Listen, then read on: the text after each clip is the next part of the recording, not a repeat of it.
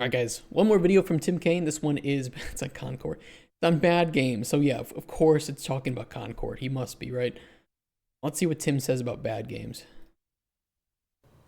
Hi, everyone. It's me, Tim. Today I want to talk Hey, about Tim. bad games. And I'm laughing even saying that because I think it's such a weird term. It is weird. And There are no bad it games. can mean so many different things. And just before I even dive into it, bear in mind I've already done a video on what I think makes a game good, which I'll link below, and the data, the objective data on my games, which I'll also link below. Yeah, I mean, So I think that you can objectively say that a game is good for its audience, right? And I think that in most cases, a Steam score shows that your game was objectively good or bad or mixed for the audience that it was intended for. In 99% of cases, I think that this is true. But that doesn't mean that an individual's opinion of whether or not that game is good or that Steam score of 99%, that still means that the game was not good for 1 out of 100 people. Keep in mind. So, objectively, I just don't think that there are good or bad games. But there are games that do have the metrics to prove that they were successful and well liked or well hated by the audiences that they were intended for. So I kind of reference both of those in here, but you might want to watch them first to see where I'm going from in this one. Okay. So first of all, when people say a game's bad, it's kind of a vague This term. means that it was Do bad they for mean them. it's low selling? Do they mean the review scores are low? Do they mean the budget was small? In which case, why don't they just say it's a cheap game? Yeah, but I don't know if players make that distinction all the time. I mean, I've had people in this chat when I say we're looking for like $4 to $5 million in funding say that that's really high. I mean, it's not. It's actually pretty small. I've had people hear that Kingdom Come Deliverance 2 was made with about $70 million. And people say that that is really high. That's really small, actually. For a AAA game, that is really, really small. South of Midnight just came out. My estimation was $40 million that it took to make this game. I mean, I think that that's a pretty fair price for what it, or a pretty fair cost for what it is and how long it took. But a lot of people will look at that and say that's insanely high. But it's just, I mean, you just take the number of people that it took to make it, maybe some outsourcing, office budgets, you add in a little bit for taxes and fees and such like that, and you can just kind of extrapolate how much a game is going to cost. Like, okay, well, it's, South of Midnight, I think it was Compulsion Games, right, or something like that, and they have about like 60 to 70 employees. They've been working on South of Midnight for likely 4 to 5 years. You just do the math on that, right? And that's kind of what it costs. Just games do take more money to make than I think it sometimes seems like. But cheap has its own connotations. But no, usually just people say it's a bad game. You shouldn't play it. It's a bad game. Now, it's fine if you say I think this game is bad. It's Yes. fine if you It's say opinion. I don't like this game. Yeah. It's even fine if you say I hate this game. That's true for a lot of things. But what's nice about those phrases is they're all obviously subjective. Yeah, it's opinion. It's saying, this game was not for me. Path of Exile 2. I'm not a fan of Path of Exile 2. I just don't think it's a very good game to me. And that should never diminish your enjoyment of the game if you are somebody who enjoys Path of Exile 2. It's just not a game that was meant for me. I thought that it was. It turned out that I didn't really like it that much, and I am going to play other ARPGs from now. And yes, there are some of you who go, that's a bad game. And what you really mean is, I think it's a bad game. Yeah. But there are some of you who say, that's a bad game. And you mean it is 100% objectively bad across the board. And and no one should play it. You're bad if you play it. If you like any part of it, you are objectively a bad reviewer of games. You don't know what you're talking about. Worst case, I'm a game designer. If I say that I like anything about this game, it means that I'm a bad designer, and they should never trust. You should never trust any game that I make or have touched because I found that this game that somebody said was horrible was actually not that bad. Very toxic way to look at games, I'll tell you should that. play it, and your word is the final word. Yep. Now, if that's not what you mean, you can skip over what I'm about to say. But if it is what you mean, if you really think that your take on a game is 100% objective truth for everyone, not only are you wrong, you're also probably a narcissist. This is you. If you think that way, this is you.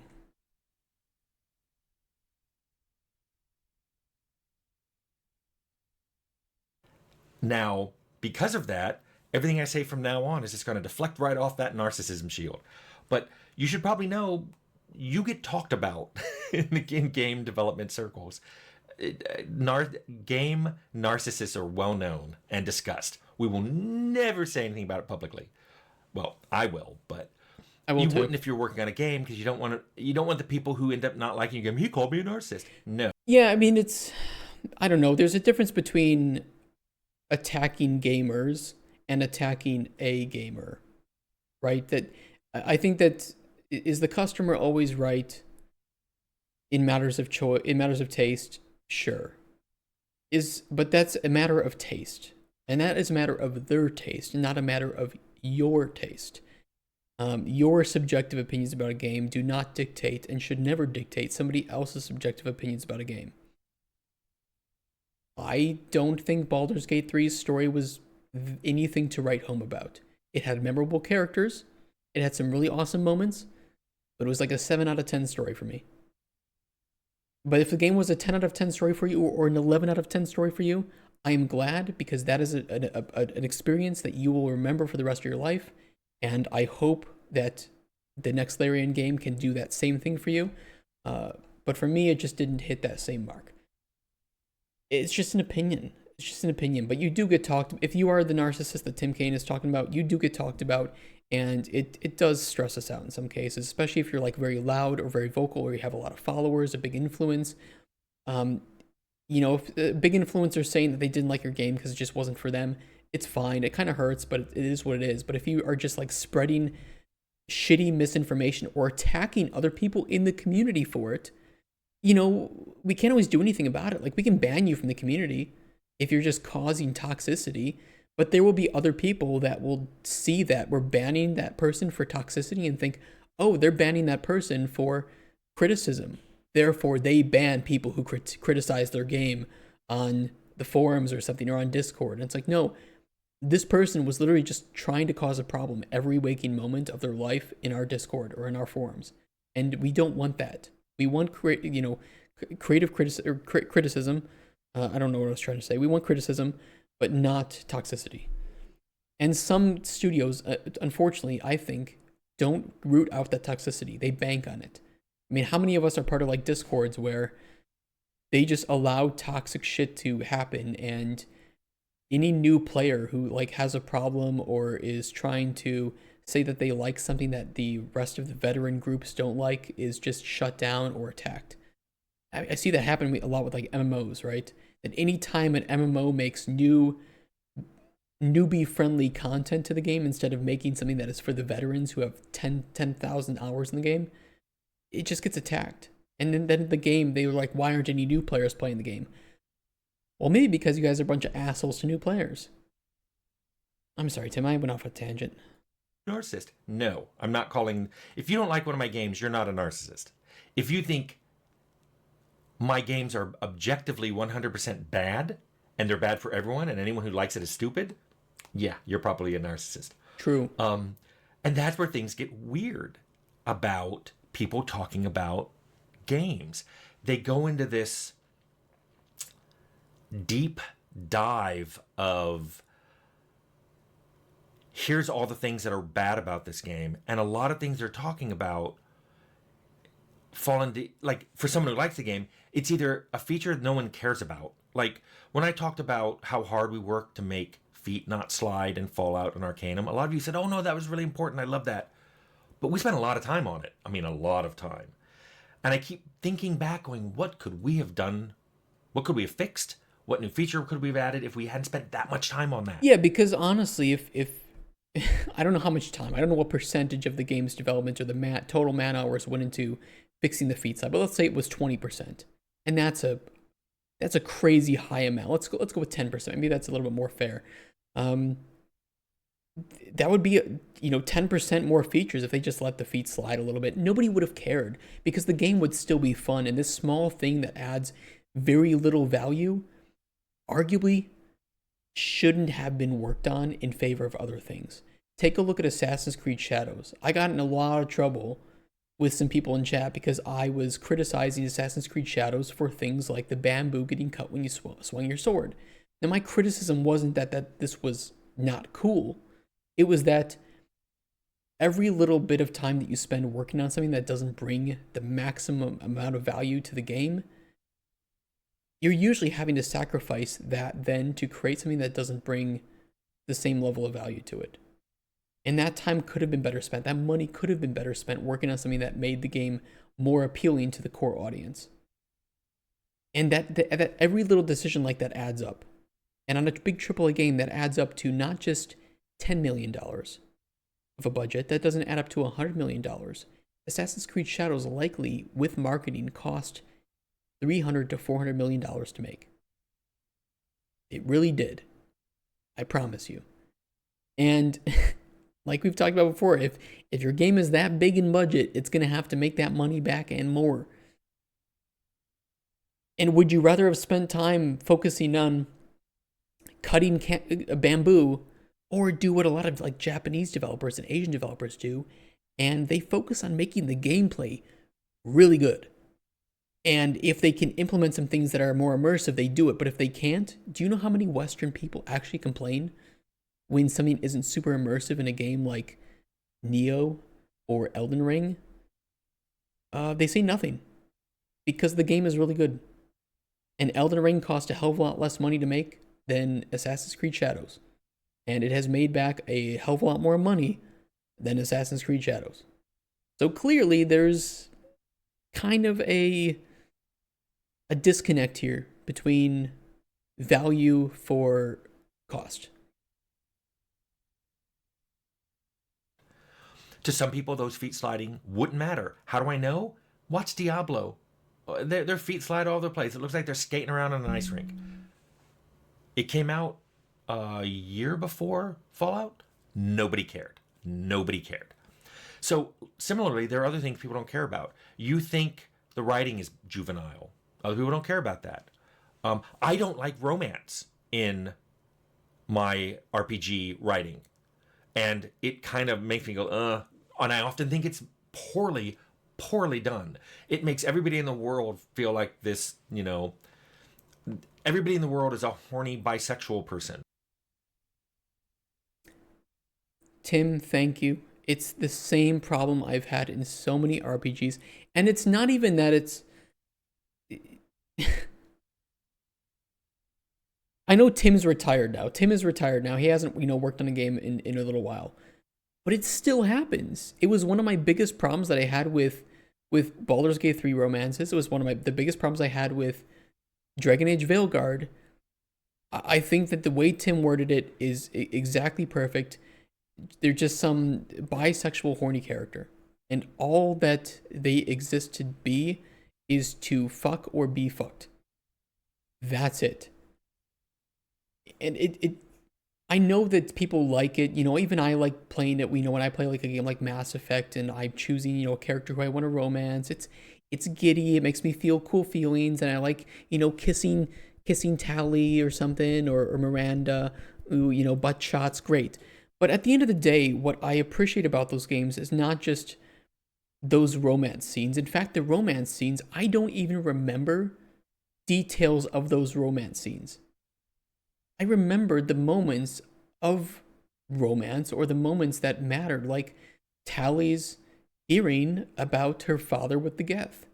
It's the good writing. And that doesn't mean that you can't have good romance writing, but a lot of romance writing nowadays is just you pick the person you want to stick your dick into or get stuck by. And this is like the whole point of the game now. It's just some romance game. And people joke that Mass Effect is a alien romance dating game. Uh, oh, and also there's this other story to it too, right? With the collectors or not the what the fuck is it called? the you guys know what I mean. You guys know what I mean. Um, but you don't have that with other games like this where it just feels like the romance is was the core part of it, and the rest of the gameplay and the story just doesn't really matter as much. And I'm tired of that. I'm tired of that too. Just like Tim. It's not that I don't like romance. I mean, maybe Tim just doesn't like romance inherently. I don't like romance where it just feels like the NPCs are player sexual, and then there's no other personality to them.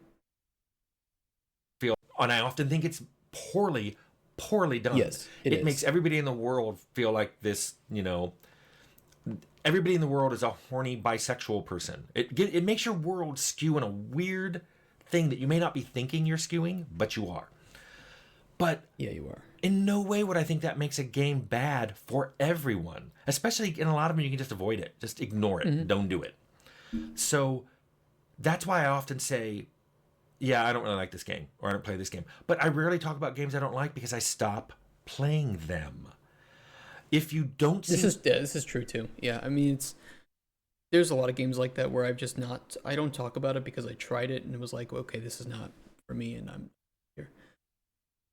I work with people being part of LGBT plus, but I hate when they push it to us and players, like, keep your sexual preferences to yourself. I mean, I think that it's not even part of LGBTQ plus whatever, however many letters they have now. I think that it's an issue with people wrapping their entire identity around their sexuality.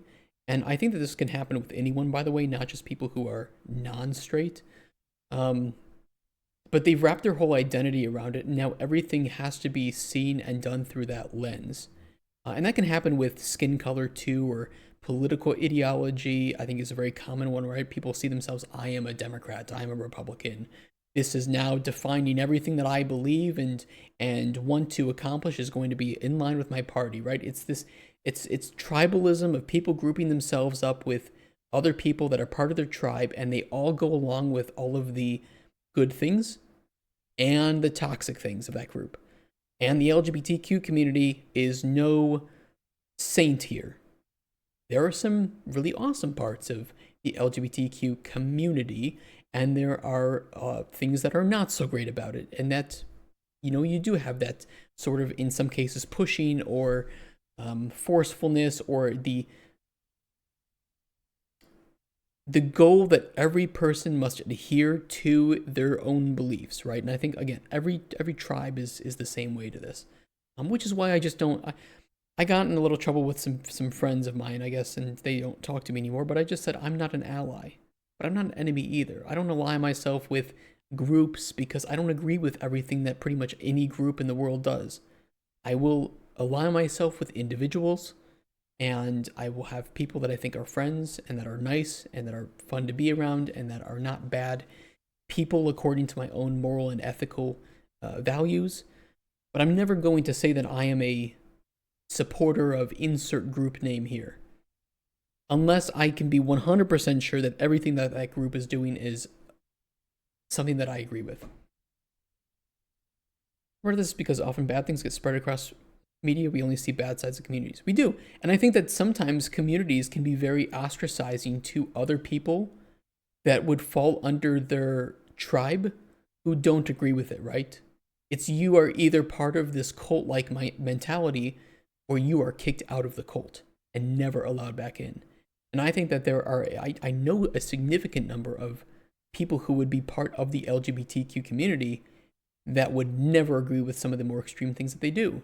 But they don't talk about it because if they voice it, the loud, either minority or majority, I don't even know at this point, but the loud subsection of that community will ostracize them.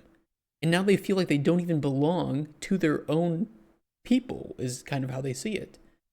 I just think that whole way of thinking is messed up and not, it's not very, I guess, progressive in the sense that it doesn't create progress. It doesn't,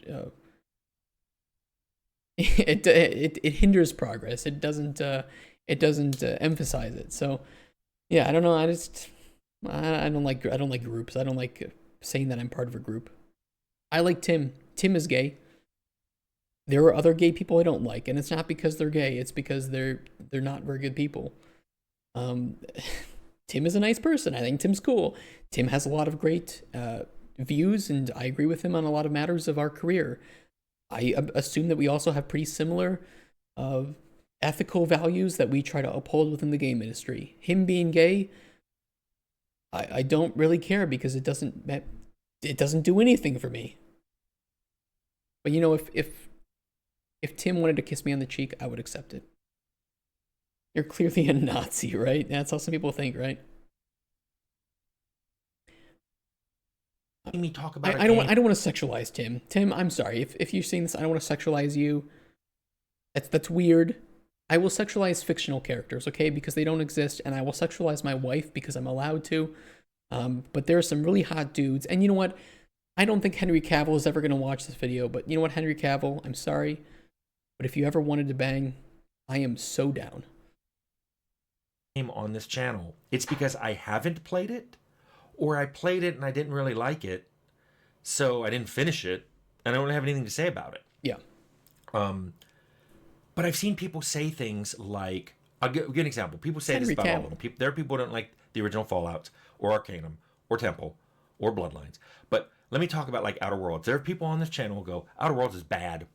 It's just bad. And they're asked questions. They're like, hey, Tim, why do you think the Outer Worlds is so bad? I'm just asking.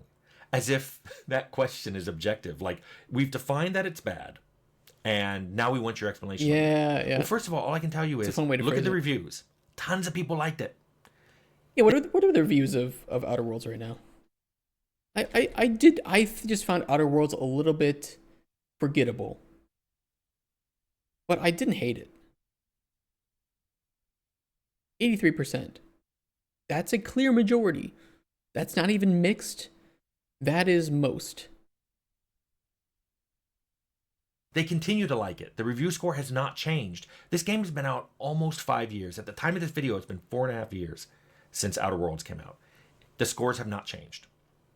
It has sold millions of copies and continues to do so. So for the people who go, oh, people got tricked into buying it or whatever, people are still buying it.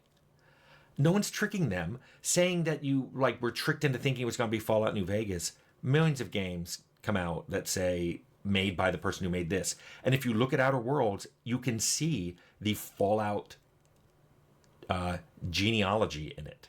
Yeah, I think that I get what people say that, but they're tricked is not the right word. But I think that there is a miscommunication that is not necessarily accidental, caused by studios that say things like that. Now, at the time of Outer Worlds releasing, what had Obsidian worked on prior to Outer Worlds? Where's their Wikipedia page? I'm just curious. Games. Okay, well, I mean, there are some very obvious ones. Dungeon Siege 3. I forgot that they worked on that. That was not the good Dungeon Siege, in my opinion. Pillars of Eternity. Really, they did Tyranny before Outer Worlds? I forgot about that. I completely blanked. I thought Tyranny was after Outer Worlds. You know the reason they were doing that is because they wanted to share that they were a company that had worked on a first-person RPG shooter before. Because nothing else was like that until Outer Worlds came along. I'm sorry, Tim, but I do think that players understandably are a little bit misled by some of the marketing that can occur when you say that you're the creators of this, when you are also the creators of plenty of other games too. Does that mean that it was purposefully deceptive? I don't think so. But it is setting an expectation, from the creators of specifically this game, that looks on the surface to be very similar to this new game that you're hyping me up for. And I know everything about this old game because I've played it. I don't know anything about this new game because it isn't released yet. I don't know. I don't expect games to be realistic to the point of real life simulation. I'm trying to be realist. Well, some games do, market themselves like that. I think Avowed is a good example too of a recent game that people thought would play like I don't know why. Maybe it was some of the marketing. I didn't really follow Avowed marketing very well, but they expected to play like life sim games, or I'm sorry, immersive sim games, like Bethesda titles or something. When they said it would play more like Outer Worlds. Now, I played Outer Worlds, so when they said Avowed is going to be like Outer Worlds, but in the universe of Pillars of Eternity, I was like, okay, I get it. I get what it's going to be. And so for me, this wasn't like a super disappointment. It was pretty decent. It had some really cool parts and some parts that I wasn't a big fan of. But I got what I expected from it. So I don't know if I agree with Tim completely on that the marketing was perfect for Outer Worlds. People will try to use whatever they can find about the release of the game to build a foundation of what that game is going to be. They're building their expectations based on the communication from the company. And if the company accidentally or purposefully miscommunicates what that game is going to be to most players or to a large subset of players, then it's not like it's always the player's fault that they felt misled about what that game was going to be. I felt misled about what Cyberpunk 2077 was going to be because I was told that it was going to be an RPG way more than it was going to be focused on shooting. What I got was a game that was very focused on shooting and didn't have many RPG elements to it, like with the dialogue and the decisions you could make in the game. I felt misled because that's what I was communicated the game would be. Now, it got 2 DLCs, 2 expansions, and is getting a sequel. And for all of you who say it is objectively bad, how do you explain that? Especially look at Fallout. Fallout went out, didn't sell that well. But, Interplay liked it, and it was reviewing well, so they immediately made a sequel. They made a quick sequel. I mean, I left before it was done, but that thing was done in less than a year. It was pushed out the door. That's wild. And it reviewed well too. Didn't sell that great. Proof? Interplay wasn't doing well. If Fallout had been selling millions or tens of millions of copies, they would have made a third one. But they didn't. So all I can say is if something goes out and reviews well and you think it's good and it doesn't sell well, that may be why a company isn't making it, not because it's bad. Yeah, there's a difference between being a, let's just say objectively good game based on user scores and a game being financially successful. Now, normally, in many cases, these two are correlated, right? Usually, games that sell well are also reviewed well. But that doesn't mean that every game that sells well is reviewed well, and it doesn't mean that every game that reviews well sells well. So, all I'm trying to say here is I hope you understand, watching this, that bad is subjective. I don't think that there is any game on Steam, and mention it in a comment if you can find it. Find me a game on Steam that has 100% negative reviews. No mixed review, no positive review. Just 100% negative. I tried to find that on IMDb because IMDb has, you can look at their bottom movies. Some people will legitimately just play bad games because they find it fun. It's like the same thing of like going to really corny, cringy movies because it's just a fun experience, especially if you go with like friends or something. Some people will just play bad games because they find it really fun to play janky, broken games. That's their form of entertainment. And you can't take that away from them. They can play the greatest game in existence and say, yeah, I don't like this. And then they can go play the most broken game in existence and say, this was hilarious. This was a great experience. People still like Manos Hands of Fate, which is one of the lowest scoring movies. What is the lowest scoring? Can we see that? We can do charts by highest scoring, right? Blue Sky. What one's Blue Sky? Steam DB lowest rated games. That is literally called the worst game. Oh wait, Steam 250 bottom score of 1.01. That's a sexual. I'm not gonna click on that.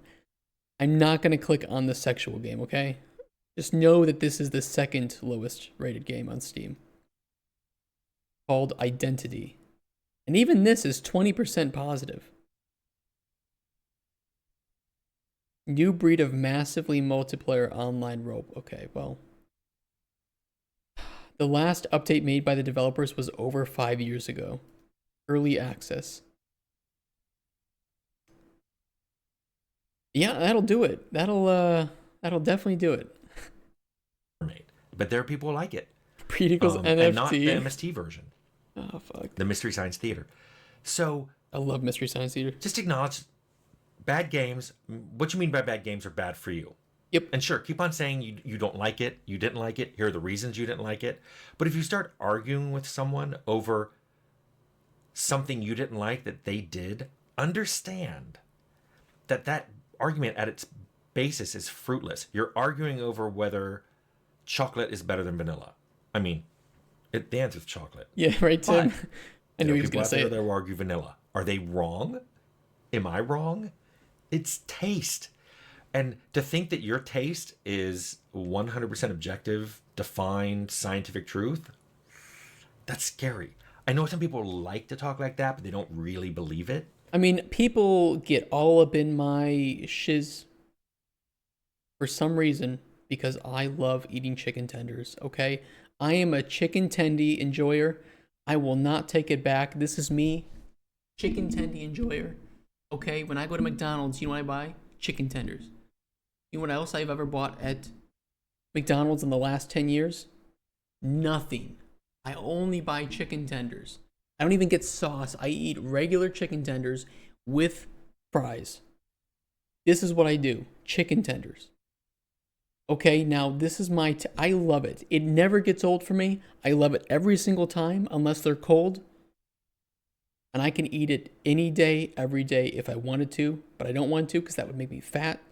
And I would like to remain a little bit healthy. Chicken nuggets are fine too, but I haven't really ordered chicken nuggets recently because chicken tenders I think are better. And why would I go to a restaurant and order the thing that I don't like the most? I don't want to try something new. I want to try the thing. I want to eat the thing that I know tastes good.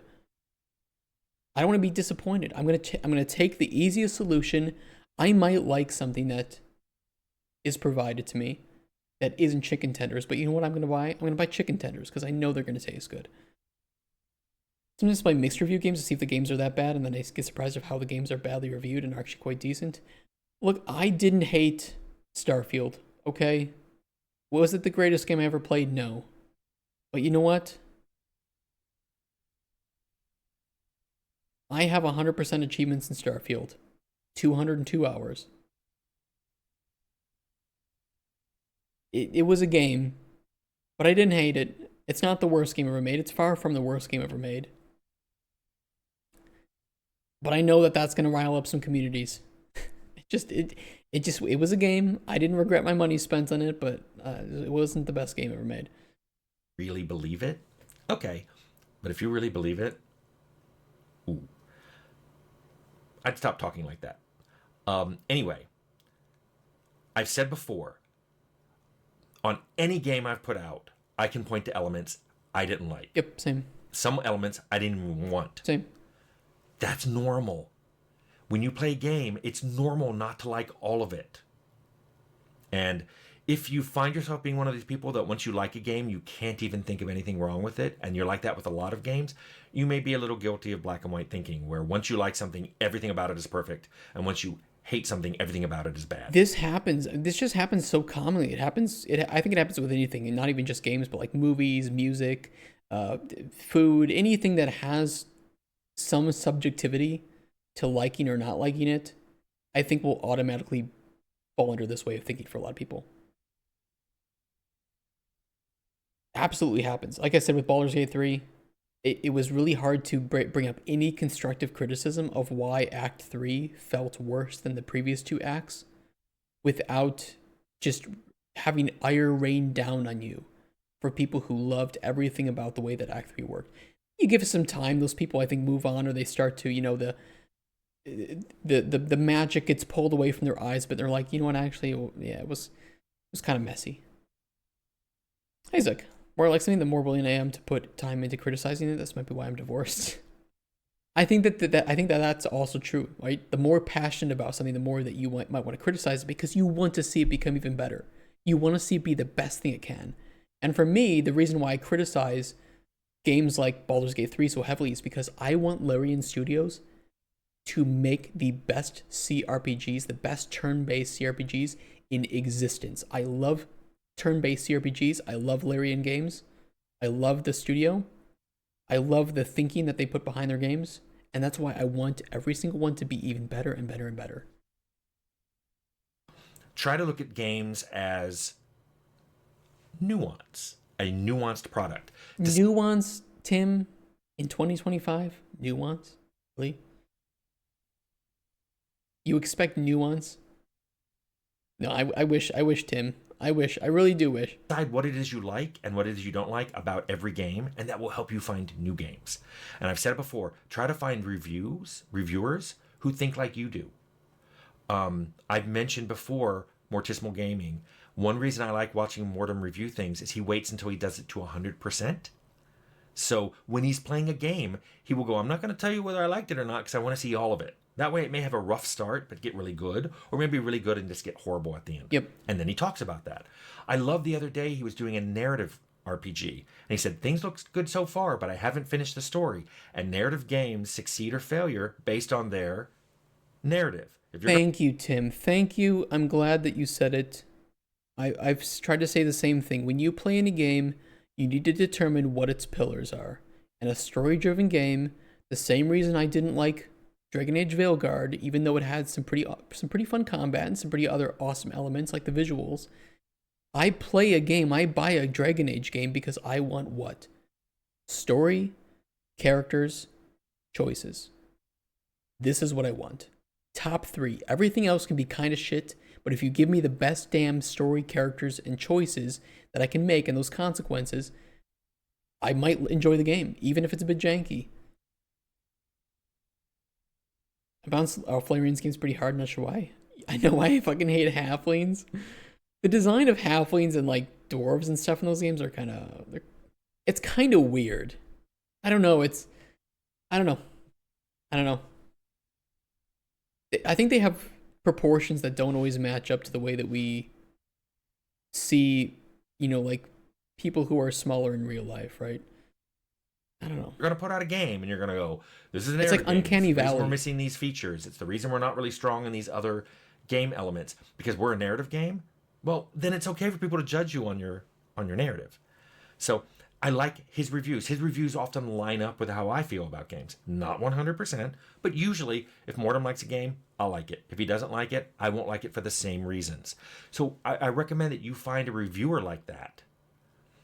If you don't want to buy a bunch of games, find a reviewer like that and use their reviews, or buy it on Steam where you can return it in a short period of time if you don't like it, or if they have a demo, less games have demos now, or just wait to see what like your friends think about it, or enough reviews come out that you think you can. I'm going to go a bit further, Tim. I know this is getting me a lot of trouble, okay, guys? A lot of trouble with the AAA studios, okay? Okay, but just if you really want to try the game, just pirate it, okay? Just pirate the game.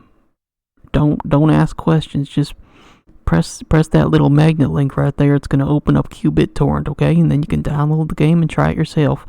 Okay, just pirate the game. I'm not gonna question it. Okay, if you like the game later, you can choose to purchase it. If you don't have enough money, you weren't gonna buy the game in the first place. But it's okay if you want to pirate the game, you can do that too. I know it's controversial to say so, but sometimes if a game doesn't have a demo and you feel like you're going to need more than 2 hours, or you don't even want to risk the 2-hour time limit, because sometimes there can be some issues where the game just doesn't close properly or Steam doesn't register properly, it thinks you're still playing it. How many of us have ever had that problem? What if that's actually an AI scamming you with something free that takes over your PC? Well, there is an inherent risk to pirating. It's not the safest. But for my games, if you want to pirate my game, I don't care. I just hope you enjoy it. Be mindful with torrenting, 100%. There are some trusted torrent uploaders out there that I've never, ever, ever, ever even had the smallest hint of a problem with. But that's not all of them. Or enough reviews come out that you think you can make an educated guess on whether you like it. I've played games that didn't review well that I loved. Same thing with movies. There are movies that came out that reviewed horribly, and I watched them. I'm like, this movie's brilliant. Similarly, there are some movies out there, and some of them surprised my friends, that all my friends loved. I know you guys love. People assume I love because of the games I've made, and I think they were royally stinker of movies. But that happened all the time. Like when I was working on my Darkest Dungeon mod, it even got described like.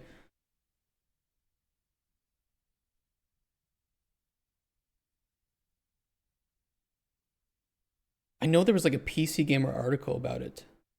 I mean, there's a few of them, right? Like there was like the best mods of Darkest Dungeon. I swear there was some mod, there was something that came out that talked about my mod. Yeah, actually, it said here it's like its own versions of XCOM's Long War. So when I was making this, people were like, "Oh, you must really like Long War," and I'm like, I actually don't really like Long War. Well, I prefer just regular XCOM. It's kind of crazy. Is Fit Girls as good people say it is? Yes. That's quite. I thought his stream crashed for a second. Did it? I was just looking for something. Sorry about that. But that's just because they didn't have what I wanted in a movie. So same thing with games. It's all subjective. It's fun to talk about. Yeah. Just try not to think of yourself as the last word. Yeah. And that's all I want to say. True. Great video from Tim on this one. He's very right. There's no bad game. There's just a game that isn't fun for you, and that's fine. I know that people seek validation. I do it too. I'm guilty of this, seeking validation. But there's nothing wrong with being in the minority group for a game. Just don't base your entire being around how other people like the things that you like, because then there will be a lot of vulnerability that you'll feel when you are in that minority. Or you will feel obligated to go along with the majority just because it's the majority and you don't want to be part of that external, that out group, right? It's another great video from Tim. And if you're watching YouTube, thank you for watching that one. And I will catch you on another one. So take care, YouTube. Bye-bye.